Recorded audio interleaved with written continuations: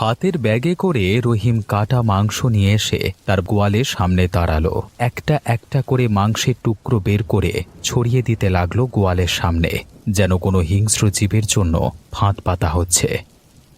সোজা পথে কাজ না হলে পথ একটু বাঁকা করতে হবে, এটাই নিয়ম।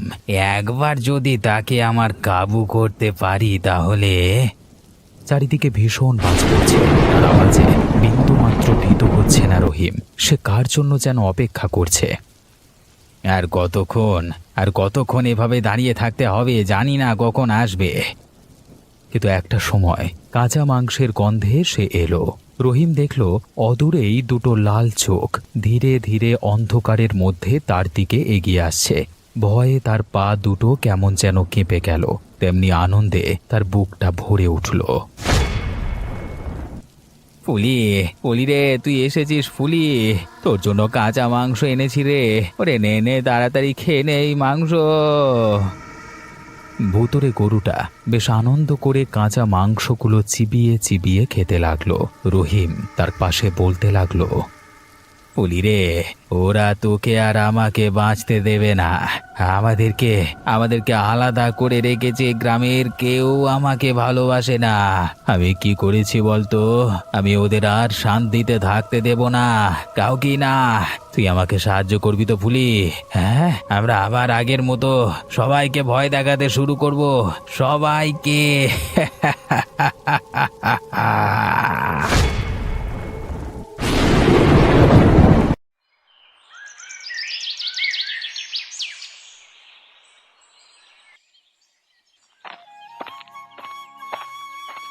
কাজের সূত্রে এই গ্রামে যবে এলাম তবে থেকেই গ্রামটাকে বেশ ভালোবেসে ফেলেছি।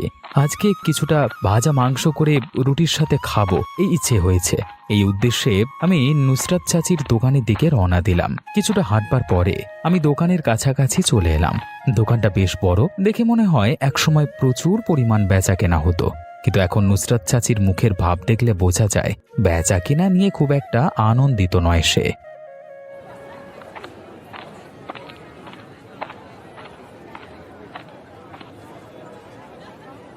কি চাচি, কেমন খরিদ্দার হলো? আর কি বলবো ভাই, দিনকাল খুব খারাপ। এক বিন্দু বেচা কেনা হয় না আমার, লোকজন আসেই না আমার দোকানে। সে কি কথা, গ্রামের প্রায় প্রত্যেকটা বাড়ি থেকে আসবার পথে মাংস কষবার গন্ধ পেলাম, তাই তো আর থাকতে না পেরে তোমার কাছ থেকে মাংস কিনতে চলে এলাম। আমার উন্নতি কি ওদের সহ্য হবে? দুটো পয়সা বেশি করে ফেলেছিলাম বলে যেন আমি দোষ করে ফেলেছি এমন করছে। তাই জন্যই আমার ব্যবসাটাকে বন্ধ করবার জন্য একেবারে উঠে পড়ে লেগেছে। সে কি গো, এখানেও তাহলে হিংসে আর এসব চলে? বাবা, সে আর বলতে, তুমি আমার দোকান দেখে বুঝতে পারছো না? এক সময় আমার দোকানে কত বড় ব্যবসা চলতো।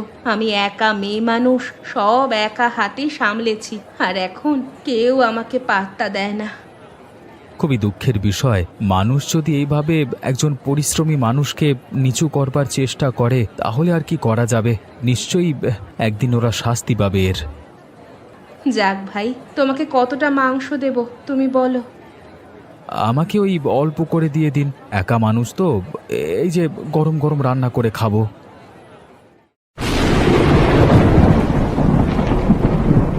সবে গরম গরম মাংসটা কষা হচ্ছে, আহা যা সুন্দর সুবাস উঠেছে, মনে হচ্ছে যেন কড়াই থেকে একটা একটা করে তুলে এখনই খেয়ে নিই। বেশ আনন্দেই আছি, গুনগুন করে গান করছি আর রান্না করছি।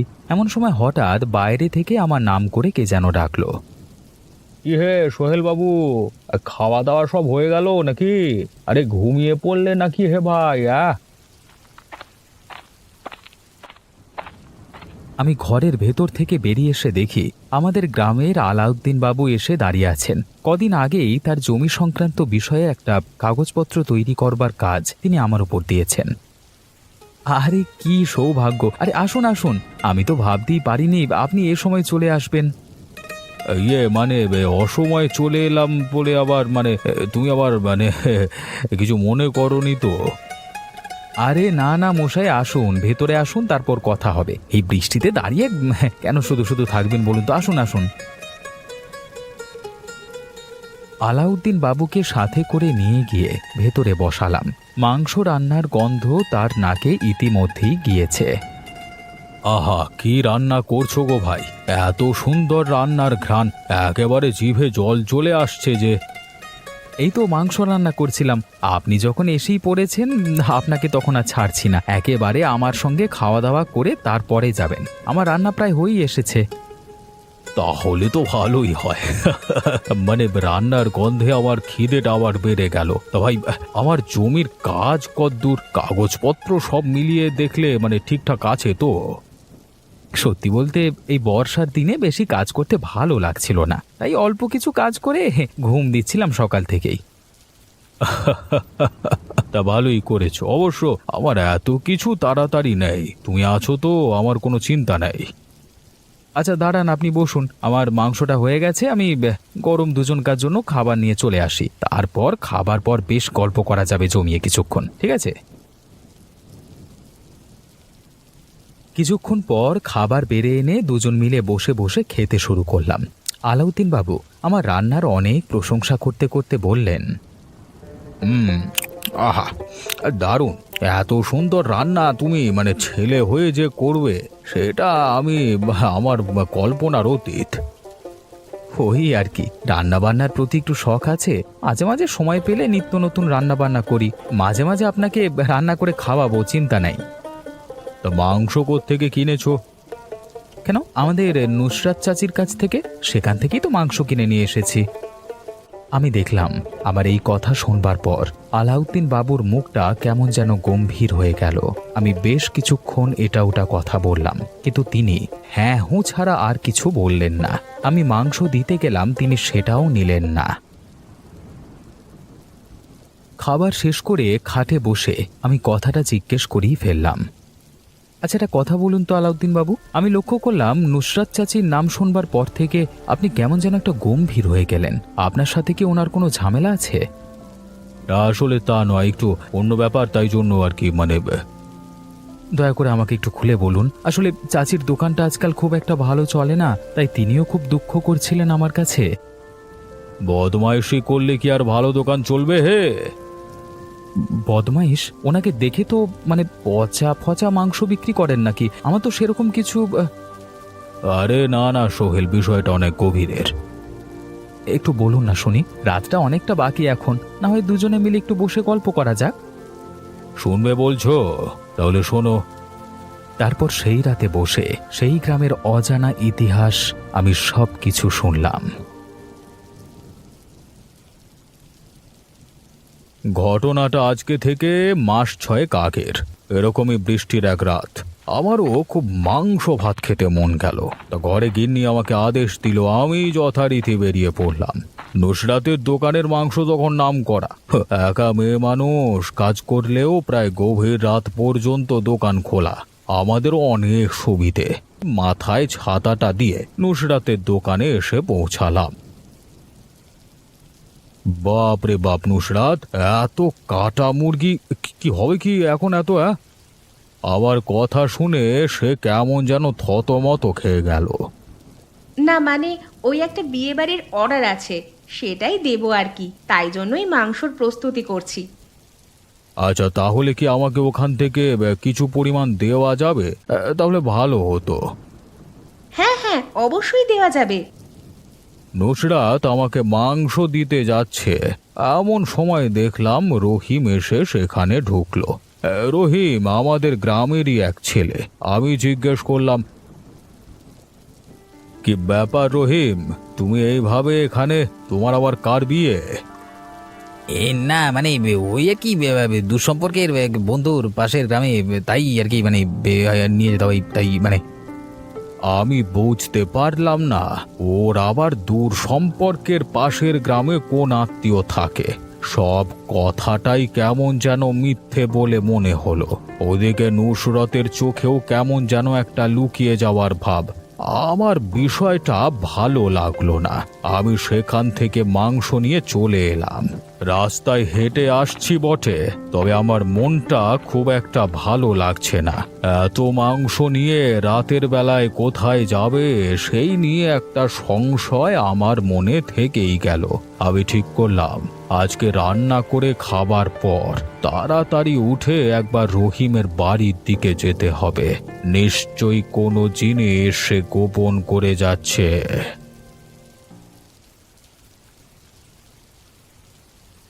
ভরপেট খাবার পর সেদিন আর বাইরে বের হতে ভালো লাগছে না একদম, কিন্তু তার সত্ত্বেও মনের এক অদম্য কৌতূহল আমাকে টেনে নিয়ে যাচ্ছে রহিমের বাড়ির দিকে।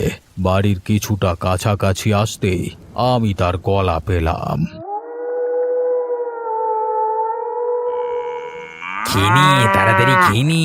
কেউ দেখে ফেললি এক্ষুনি তোকে আর আমাকে দুজনকে গ্রাম ছাড়া করবি, তাড়াতাড়ি খেয়ে নে। আড়ালের একটা গাছ থেকে আমি দৃশ্যটা লক্ষ্য করলাম, আর দেখেই আমার গা শিউরে উঠল। আমি দেখলাম কিছুদিন আগে আনা তার কালো রঙের গরুটা হিংস্র দাঁত বের করে সামনে রাখা কাটা মাংসের স্তূপ থেকে মাংস চিবিয়ে চিবিয়ে খাচ্ছে। মুখের পাশ দিয়ে রক্ত গড়িয়ে পড়ছে। কি ভয়ানক, কি ভয়ানক! আহ!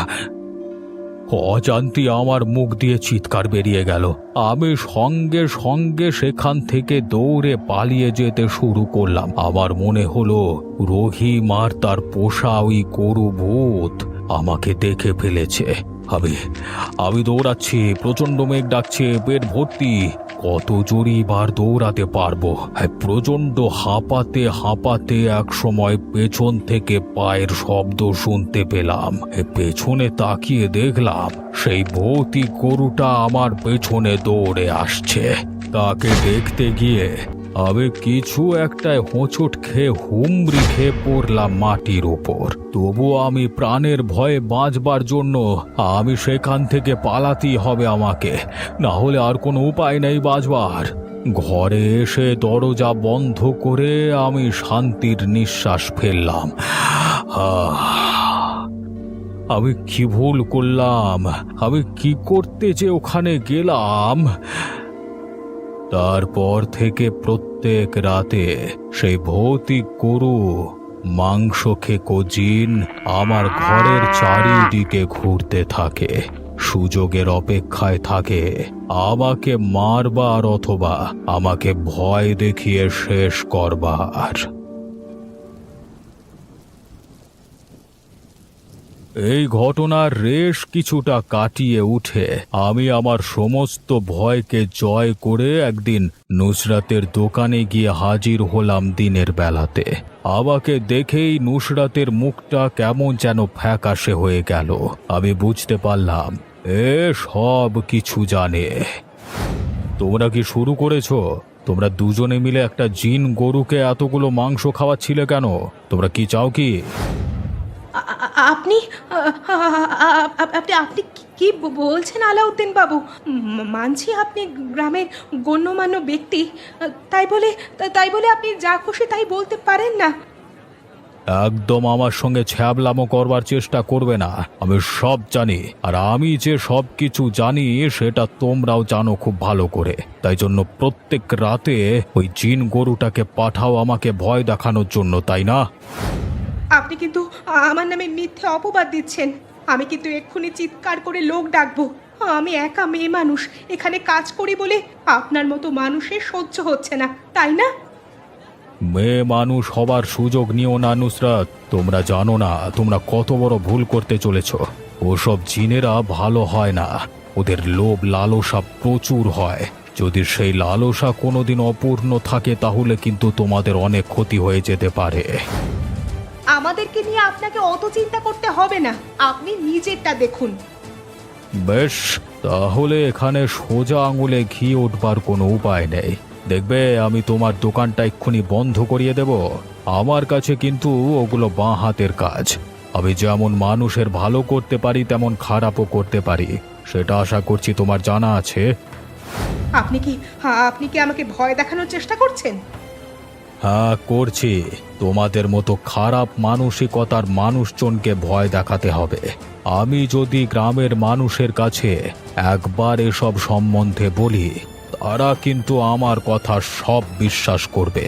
তখন তোমাদের কি হাল হবে বুঝতে পেরেছো তো? আমার কথা শুনে নুসরতের মুখটা ভয়ে শুকিয়ে গেল। আমি আরও দুটো ভয় দেখানো কথা বলতেই নুসরাত ভেঙে পড়ল। চারিদিকে একবার তাকিয়ে আমাকে বলল, রক্ষা করুন বাবু, এতে আমার কোনো দোষ নেই।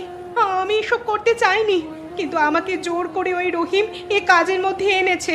বলেছে নাকি ওই জিনকে জাগালে আমরা আমাদের জীবনের সমস্ত দুঃখ কষ্ট, সমস্ত বাধা বিপত্তি সব দূর করে নিতে পারবো। ওপরওয়ালার উপর বিশ্বাস করো না। তোমার তো এমন মতি কোনোদিন ছিল না। আমার ভুল হয়ে গেছে বাবু, কিন্তু আমি চাইলেও মাংস দেওয়া বন্ধ করতে পারবো না। না হলে ও আমাকে মেরে ফেলবে। আপনি আপনি কিছু একটা করুন বাবু।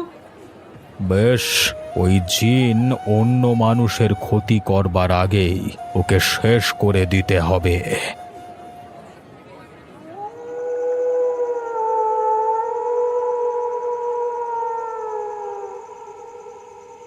রাতের বেলায় আমি একাকী অনেক সাহস নিয়ে কবরের পাশে এসে পৌঁছালাম।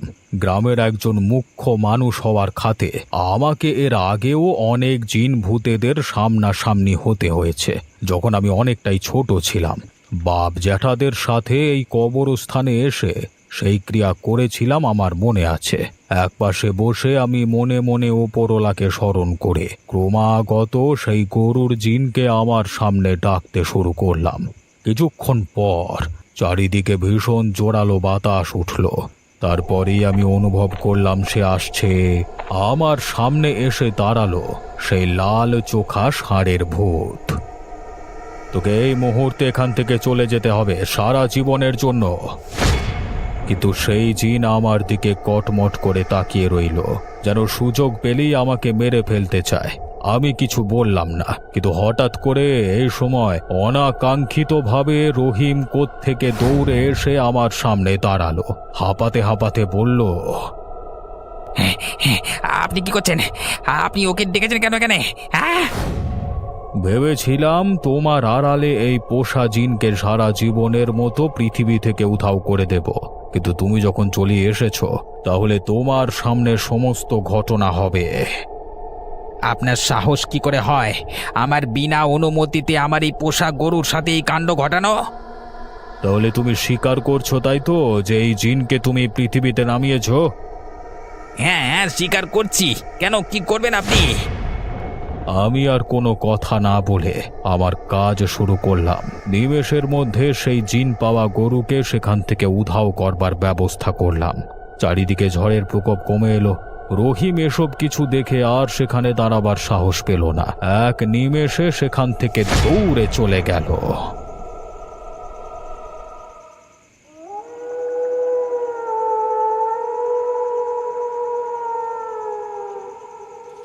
বুঝলে বাছা, এই হলো কথা।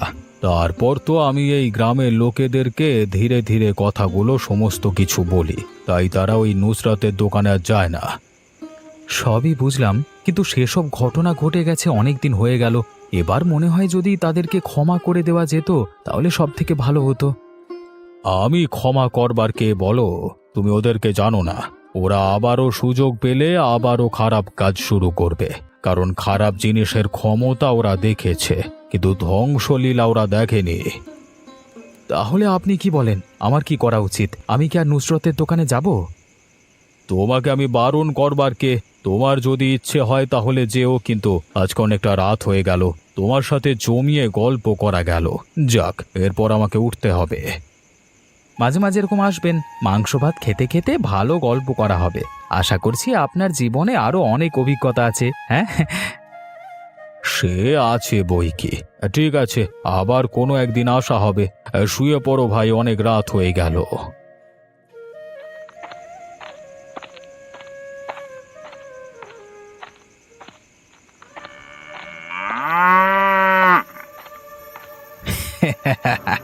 ওই দেখ, আমাদের শত্রু আমাদের সামনে এসে গেছে।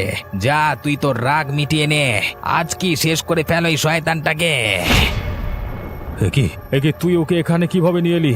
ওকে তবে সারা জীবনের মতো। মরবার পর ওপরে গিয়ে সে কথা ভাববি। যা।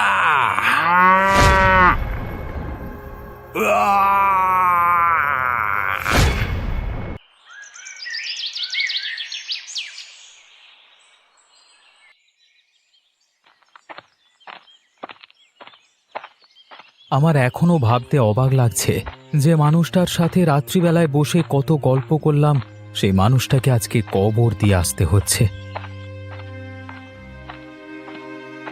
নুসরাত চাচির দোকানের সামনে দিয়ে আসছিলাম, চাচি আমাকে ডাক দিল।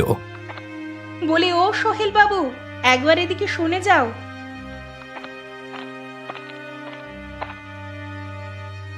বলো চাচি, আমি বেশিক্ষণ দাঁড়াতে পারবো না, মনটা বিশেষ ভালো লাগছে না বুঝলে। বুঝতে পেরেছি, হঠাৎ করে আলামউদ্দিন বাবু যে এভাবে মারা যাবে বুঝতে পারিনি। তুমি তো জমির কাজ করছিলে, কাগজপত্র সব ঠিকঠাক করছিলে শুনছিলাম। মন খারাপ হওয়াটা তো স্বাভাবিক। হ্যাঁ, কি থেকে যে কি হয়ে যায় কখন কিছু বোঝা যায় না। আচ্ছা বলো তো ভাই, কিভাবে হঠাৎ করে মৃত্যু হলো কিছু বোঝা গেল? গায়ে অনেক গভীর ক্ষত ছিল, তাই বোঝা যায়নি। পুলিশ বলেছে কোনো ভোঁতা জিনিস দিয়ে মেরে ফেলা হয়েছে। কিন্তু ওনার ওপর এমন রাগ কার থাকতে পারে বলো তো? যারই থাকুক না কেন, তাকে কোনো মতেই ছেড়ে দেওয়া যাবে না। আমি এখন চললাম, ভালো লাগছে না কিছু আমার।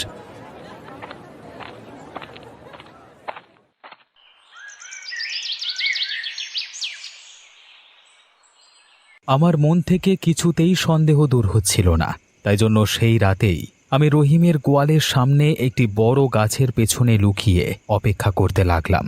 যদি কিছু দেখতে পাই, যদি আমার সন্দেহ সত্যি হয়।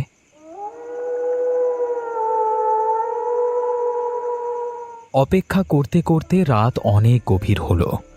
বেশ কিছুক্ষণ পর হঠাৎ করে রহিমের আনাগোনা সেখানে বেড়ে গেল। আরও অবাক হলাম এটা দেখে, নুসরাত চাচি হাতে করে একটা ব্যাগে কি যেন নিয়ে এলো। এই নাও রহিম, তুমি যা মাংস বলেছিলে আমি সব নিয়ে চলে এসেছি। কেউ টের পায়নি তো? না না, কেউ পায়নি। ওই আলিমুদ্দিনের শাগরেদটা দেখলাম আজকে খুব মন খারাপ হয়েছে। সে তো হবেই, গল্প করবার বন্ধুটা মারা গেছে না, এবার জোর পালা আসছে। না না রহিম, তুমি ওর কিছু করো না। ছেলেটা খুব ভালো ছেলে, মনটা খুব ভালো। ভালো না ছাই, দুদিন বাদ দেখবে ও আমাদের পেছনে বাঁশ দেওয়ার জন্য উঠে পড়ে লেগেছে। অতএব বিপদ বারবার আগেই ওকে। আমাকে মারবার পরিকল্পনা করবার মধ্যেই হঠাৎ করেই সেই চিনে পাওয়া গরু এসে হাজির হলো। এসে গেছে নুসরাত, আর কোনো কথা বলো না, এখন শুধু মাংস দিতে থাকো। তারপর তারা সেবা করবার মতো মাংসের স্তূপ সেই জীবের সামনে ফেলে দিল। তারপর আমার চোখের সামনে সেই জীব খেতে লাগলো সেই মাংসগুলো। আমি আর সেই দৃশ্য দেখতে পারলাম না। নিজের ক্ষতি হওয়ার আগেই আমাকে কিছু একটা ব্যবস্থা করে নিতে হবে।